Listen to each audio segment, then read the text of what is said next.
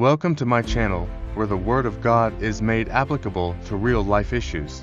Today, we are looking at a critical area you must watch to escape the wiles of the devil in the last days. In Genesis chapter 3 verses 11, Adam and Eve were tempted to eat from the tree of the knowledge of good and evil despite not being hungry. In contrast, in Matthew chapter 4 verses 3 and 4, Jesus, having fasted for 40 days and nights and feeling hunger, showed restraint by refraining from using his power for personal gain. Although he could turn stone into bread, he chose not to. And this decision would not be questioned. We are in the last days, and one of the prominent trends the Bible identified in Timothy chapter 3 verses 2-4 is that people will be incontinent. The Bible said that men should be lovers of their own selves, covetous, boasters, proud, blasphemers, disobedient to parents, unthankful, unholy, without natural affection, truce breakers, false accusers, incontinent, fierce, despisers of those that are good, traitors, heady, and more. One principal trait that stands out from these lists is incontinence. Incontinence refers to the involuntary loss of control over essential bodily functions.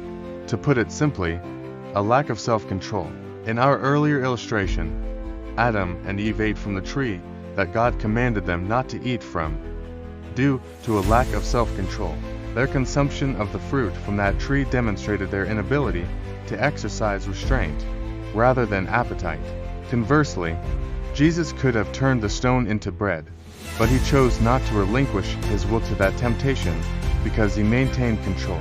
You see, the absence of self-control represents the primary attitude that distinguishes a successful believer from others. It serves as the determining factor in how far individuals can progress in their life's pursuits. The lack of self-control costly and characterizes many negative trends we observe across the world. When we catch a glimpse of Jesus in that test, we can see how his mood didn't get disturbed. His spirit remained unbroken. He had the strength to decide at the perfect moment, and the choice was accurate.